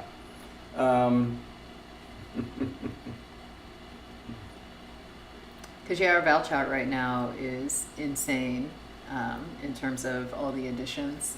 Yeah, I think actually a good poll would be what we're going to have for the CCs at the end. Oh, the allowable CCs. Yeah. Because I can think of a couple of different ways to go with that. Okay. Yeah.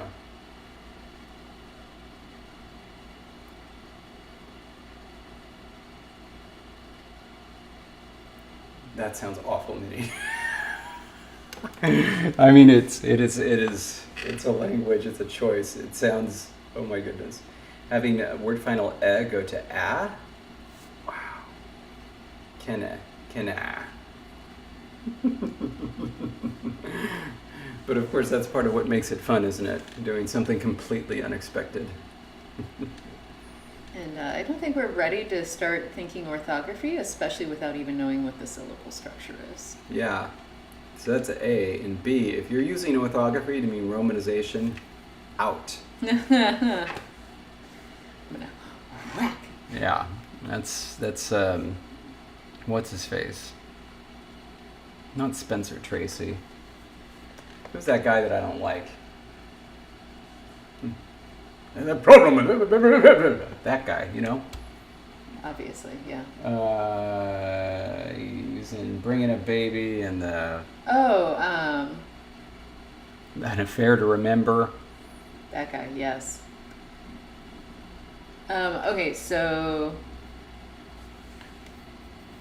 as you're thinking of that, Veronica, it's not, well, one, it is how many there are. There are a lot of vowels, but they're also clustered in, like most of these vowels end up coming out as front vowels, and so there's like this big cluster of very slight variations that Cary Grant, could thank be you. make a difference. And then on top of that clustering of all these vowels in one space, and then the rest of the vowel space being still relatively unused, the vowels themselves are in motion in terms of we've got these sound changes early on happening to change the vowels, which means if they're in flux, they could continue to flux. I went ahead and put nasal assimilation first, just so we don't have to worry about it. And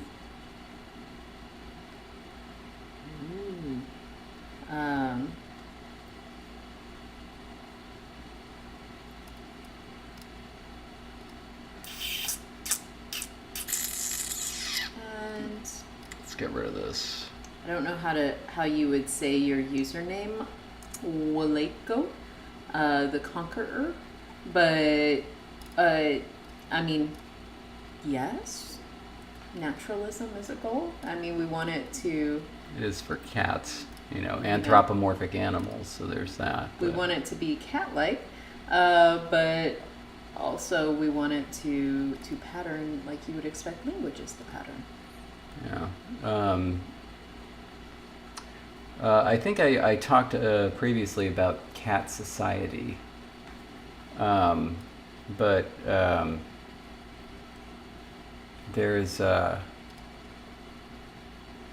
they have a whole series of kind of like houses that are founded based on the original, you know, primordial cats.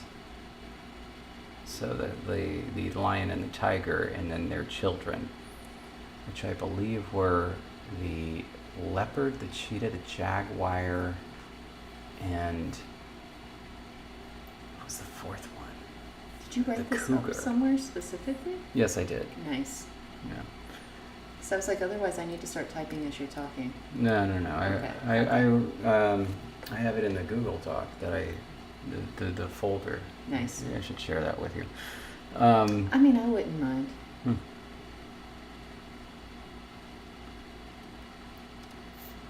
Yeah. Wait, are ocelots American? That's a good question. Oh, yes, it ranges from southern Texas through South America. Then why haven't we got one as a pet? Probably because it's a wild cat, like a bobcat. You don't want to touch them. Oh, look at its origin from Huacto. Literally a field tiger. Do you want to say that word for us? Tlacotelotl. Nice. That was beautiful. If that's how you pronounce the C. Field tiger. How about that? That is just wonderful. Oh. No, we did decide, Josh, the poll is going to be on allowable consonant clusters and the coda position of the proto-forms of syllables. And so David said he already had ideas about what combinations could be allowed, Yeah. and then the patrons will get to vote. So Yeah. So, one thing we could do is talk about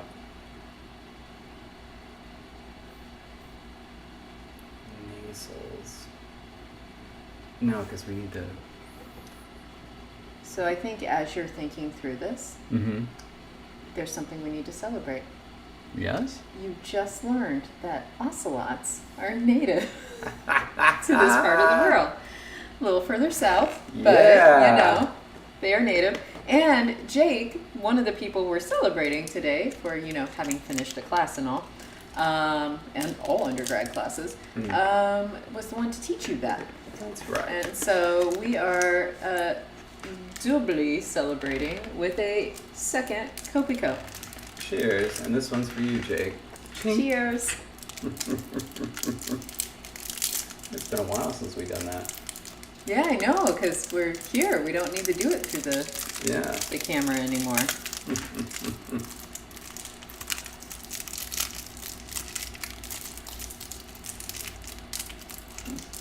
Mmm.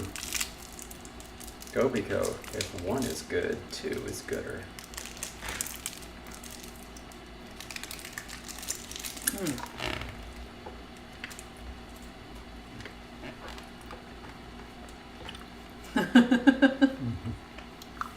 Okay.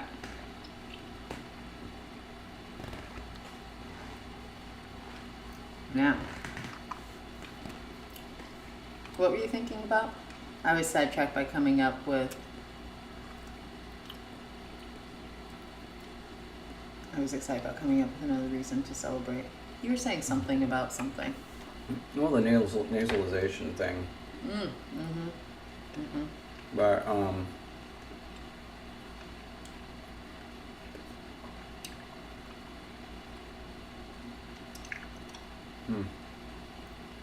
feel like we need to reduce the number of vowels before we nasalize things.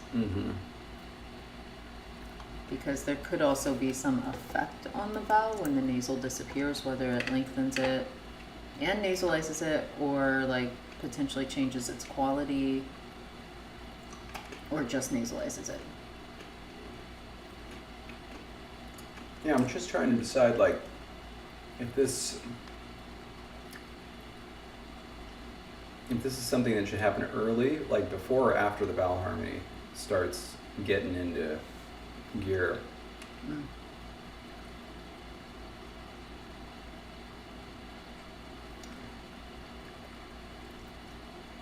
If you want to argue for spreading nasalization of vowels, it seems like it should happen potentially before, so that way when vowel harmony happens, the nasal is a feature that gets carried over with it. Okay, so then which one should happen first? The nasalization of vowels, and then vowel harmony. Okay, I see what you're saying. Okay.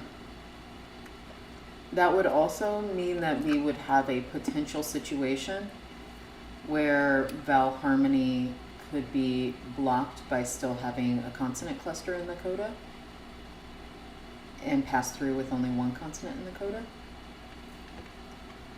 Why? I don't know, it sets up a situation where you could think about that type of variety.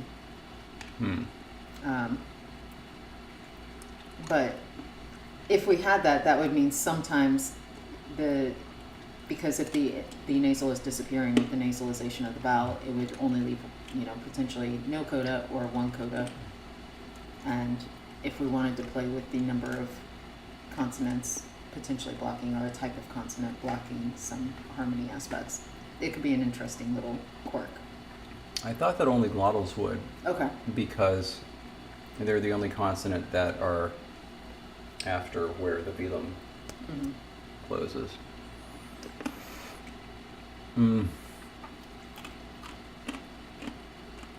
Okay, so then never mind.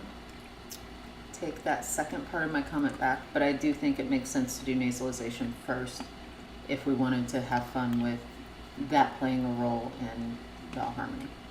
okay, Well, it certainly will reduce the number of vowels, but only in very narrow circumstances. So, yeah, it would have to be after that. So then we'll just do, probably not going to have home organic stop insertion, I would think.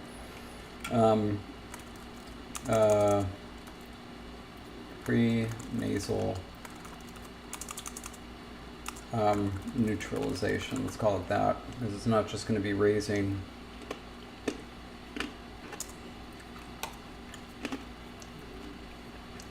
certain vowels change their quality before nasal codas.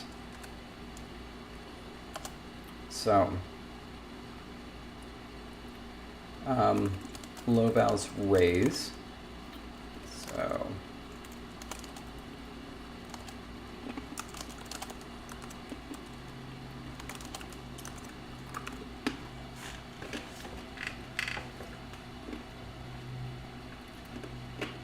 Nice. and now it's a question of what we wanted to affect elsewise.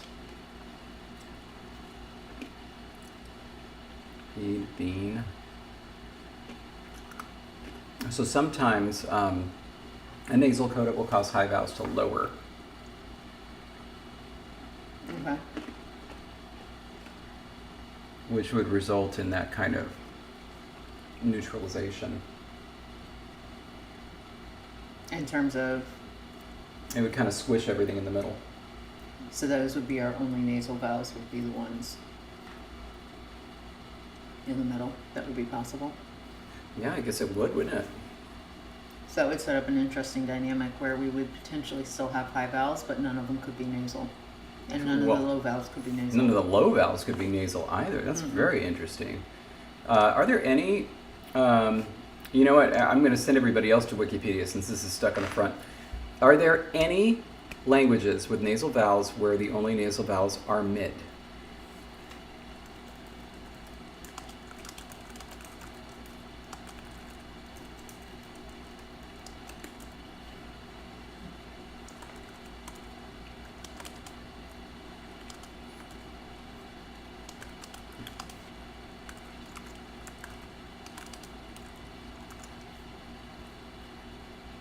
Minnie says yes, Cherokee. She just had that straight off. Right? Whew. All right then.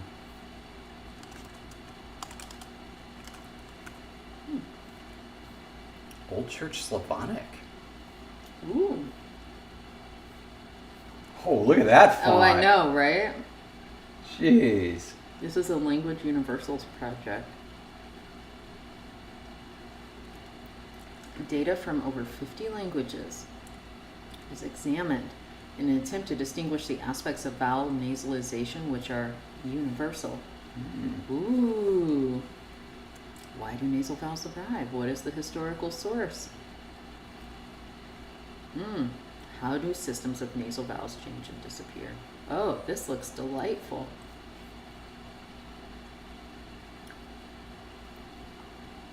I mean, and surely no new information has arisen since this was typed.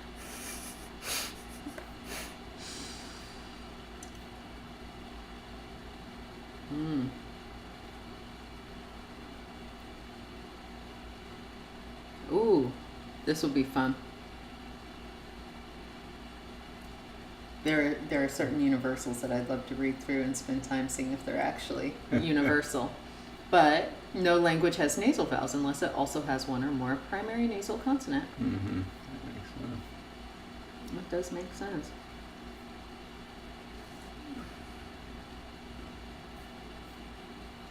Oh, this posits Greenberg. A merger of oral vowels always presupposes the merger of the corresponding nasal vowels if they exist. Interesting. Totally want to read this, but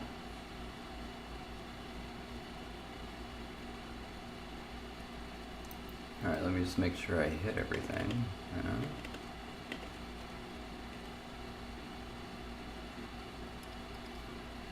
Well, that essentially, so then we can do this because, of course, when we have our mergers,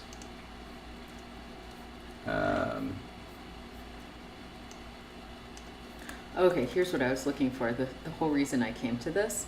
yeah. In the appendix, they give a list of languages that they looked at with nasal vowels.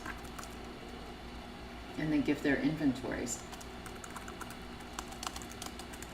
Ooh, Breton has the mid and low, or mid and then one low, and that's it. That's nasal. None of the high vowels can be nasal. Well, yeah, but I know, but isn't that interesting? Just go with it. Very interesting. Sorry, you're trying to work, and I'm like. French also has that. I haven't gotten to the French inventory yet to tell you it's interesting. And then, okay, so then we need,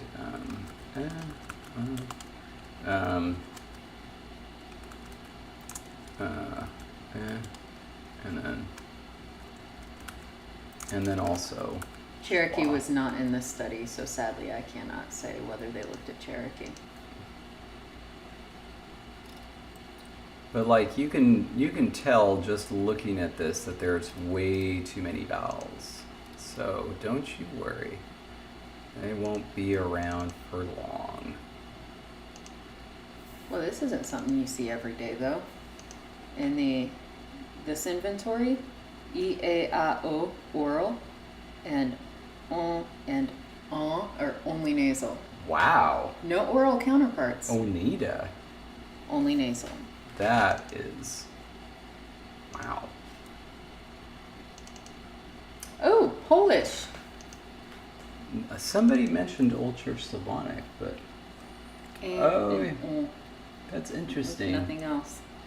That's interesting because they have an, don't they have an ah that's written with a little?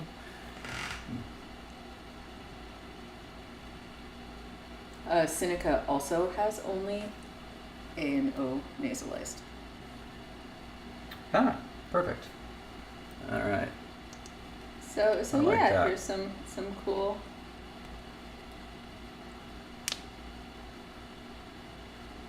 Yeah, Polish nasal vowels aren't nasalized anymore. Right. They used to be. Okay. Oh, but I don't know if you're gonna like this document. It's out of Stanford. Well, it means it was probably not very accurate at the moment that it was published.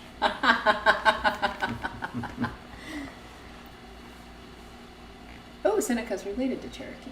Nice. Okay, so we learned some stuff. Yeah. I'm sure you were still working as I was like delightfully scrolling through nasal inventories. What did I miss? Well, so now we know what our nasal set is. We haven't gotten to the vowel squish yet. We're gonna have to get to the vowel squish, but at least we've got the setup here. One thing would be to look at any of our other consonants and see if we want to have any other vowel shenanigans, like a reduction of the number of vowels that occurs adjacent to, like ra, la, wa, or ya is a possibility. R, ra, re, ro, ra, ra, ra. Oh my! I just realized the time. Yeah. Yes, we have places we can go with this.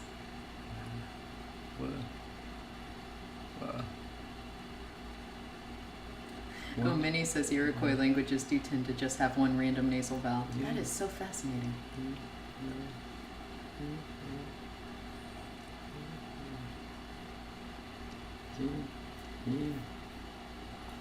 This might seem a little counterintuitive, but I want to have the central vowels become polarized after a wa or ya.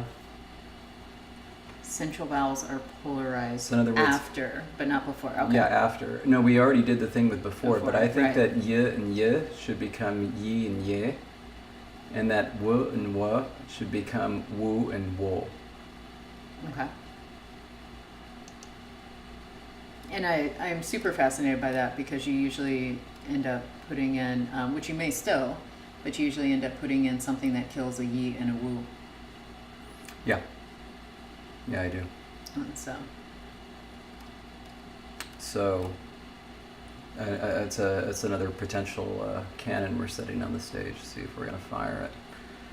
But yeah, no, I'm on board for that. That could actually be the catalyst. It's a very small thing. The catalyst. All right, here we go. So post glide central vowel annihilation. There we go. had to work that in there somewhere. Yeah.